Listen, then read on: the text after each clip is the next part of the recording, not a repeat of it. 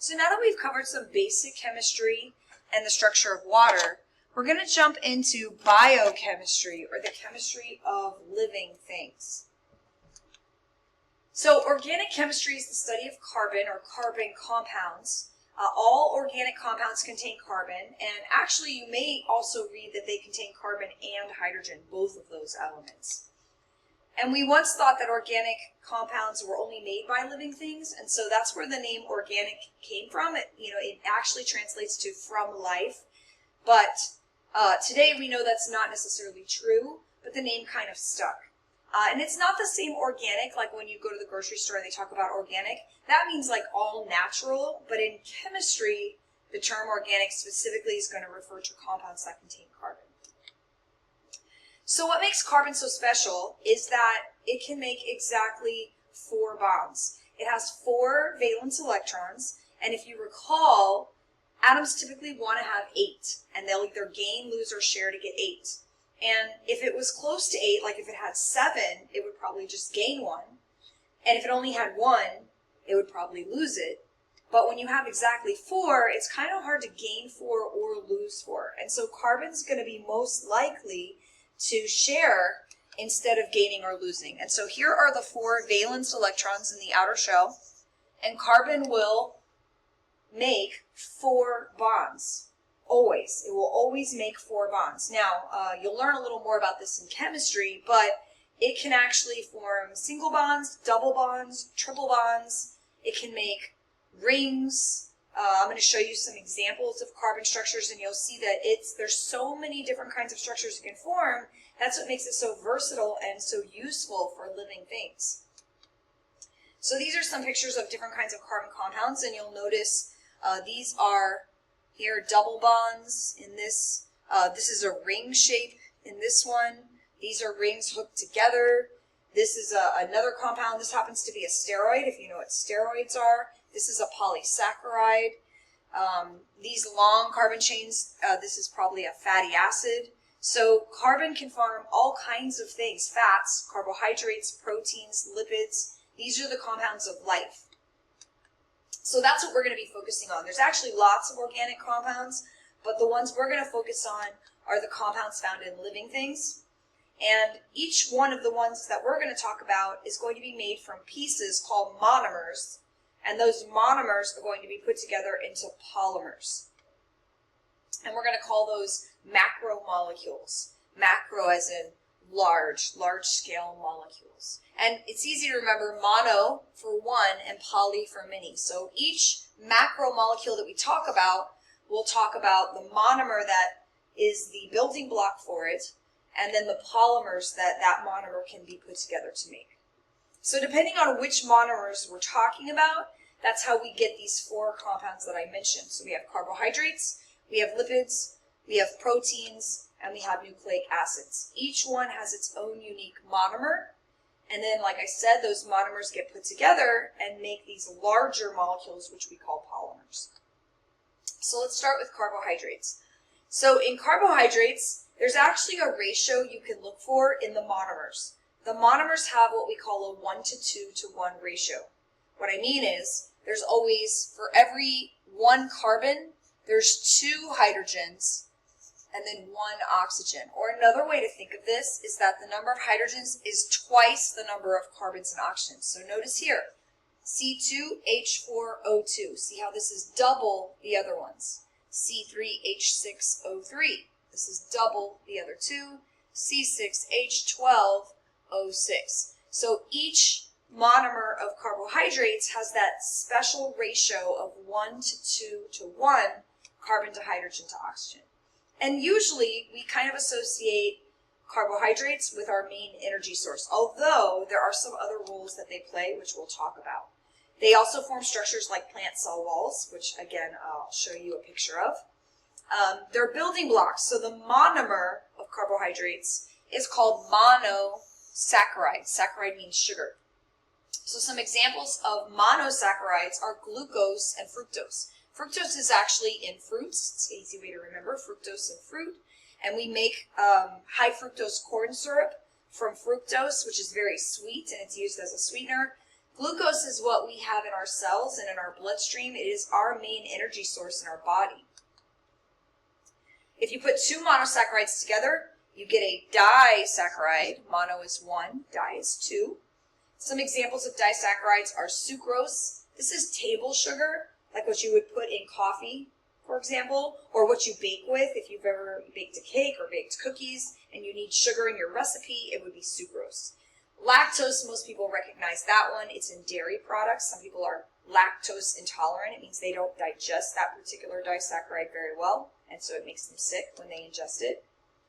And then complex carbohydrates, long chains of monosaccharides, are called polysaccharides. And some examples are starch, glycogen, and cellulose, which we're actually going to talk about a little bit on the next couple of slides.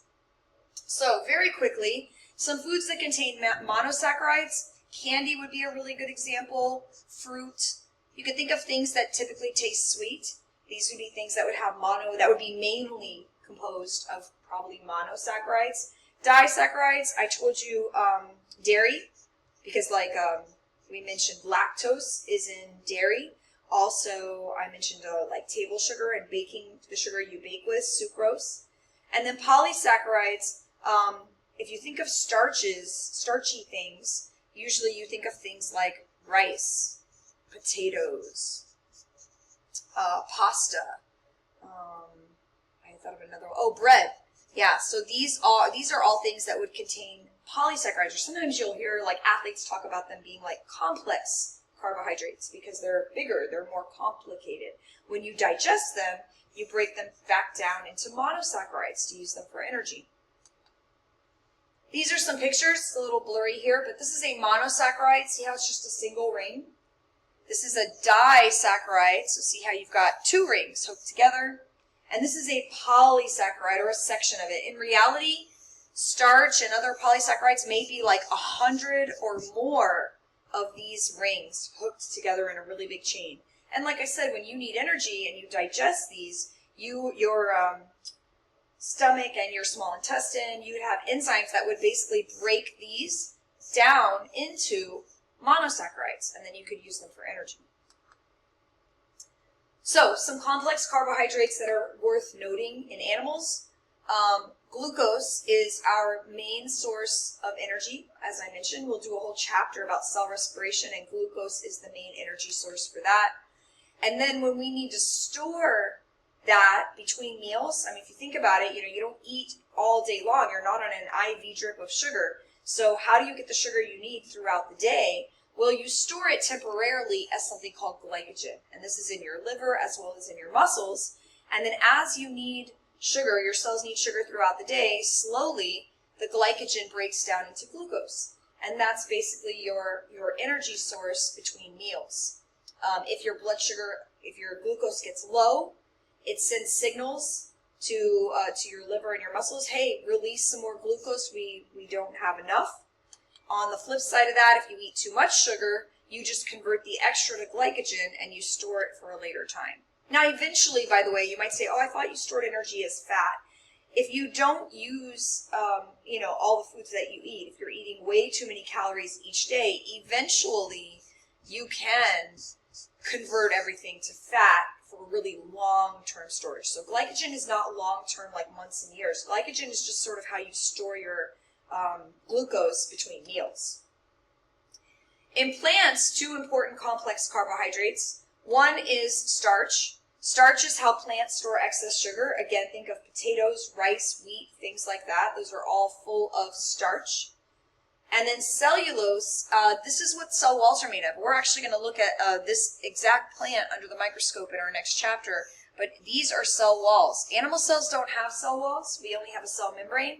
Plant cells have a cell wall, and the cell wall actually gives them more support and structure because they don't have skeletons like we do. So this is what kind of makes their cells stiff and allows plants to grow.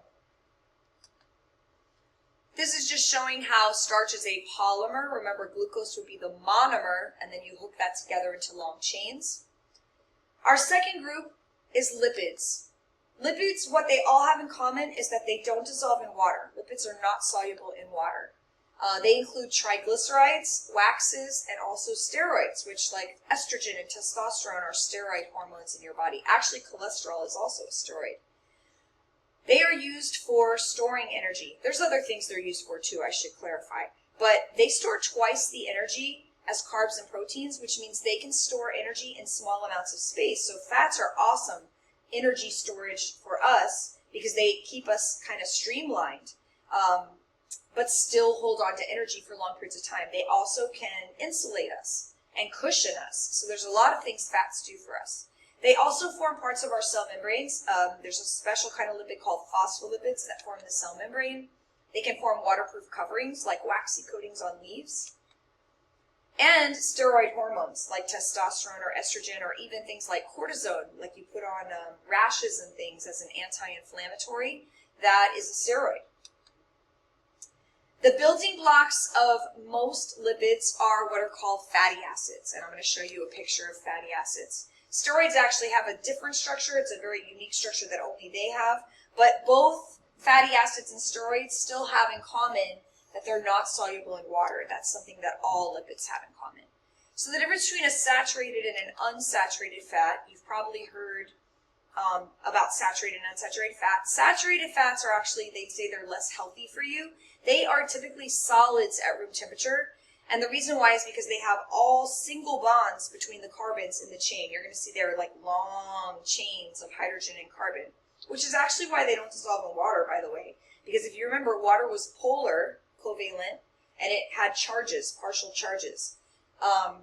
Carbon and hydrogen are completely nonpolar, the carbon-hydrogen bond. So these are nonpolar, and so they're the opposite of water, and they're going to be repelled by water.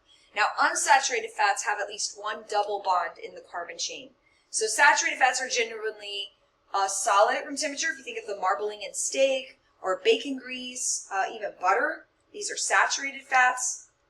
Unsaturated fats are typically liquids at room temperature, like vegetable oil, olive oil, corn oil, and they tend to be healthier for us. So this is the difference. So this is a fatty acid, a building block of lipids, and see how the saturated one, all the bonds in between the carbons are single bonds, single lines. This one, notice it's got some double bonds. A double, like it looks like an equal sign, those are called double bonds. And what that does is it actually causes, even though they're not really showing it here, it actually causes it to like bend. Every place there's a double bond, it kind of bends, and that prevents it from solidifying at room temperature. And again, it tends to make them healthy. Our bodies process them a lot better. Other lipids in our bodies, phospholipids, are part of cell membranes. And like I said, steroids, cholesterol, even though you think of it as being a bad thing, cholesterol, you actually manufacture hormones from cholesterol, and it's also part of your cell membrane. It helps keep your cell membrane kind of fluid-like and helps it function properly. So cholesterol, common component of animal cell membranes, not in plants, and then steroid hormones like the sex hormones, estrogen, testosterone. There are a few other hormones that are steroids besides those. Here's a phospholipid. So these are the fatty acid tails on a phospholipid. This is the heads. The heads of a phospholipid are made of something called phosphate. We use like a circle and then two sticks. This represents the fatty acid, the long chains that don't like water, and this represents the phosphate group that does like water. And this is some pictures of steroids. I told you they have a different structure. They don't have that long carbon-hydrogen chain. They're made of carbon rings. There's actually carbons here, but they don't draw them in the picture. This is estrogen. This is testosterone. This is cholesterol. Notice they pretty much look the same, but if you look closely, the things sticking off are different in these, and that actually changes their functions. We're going to go ahead and stop there, and we'll pick up and do nucleic acids and proteins next time.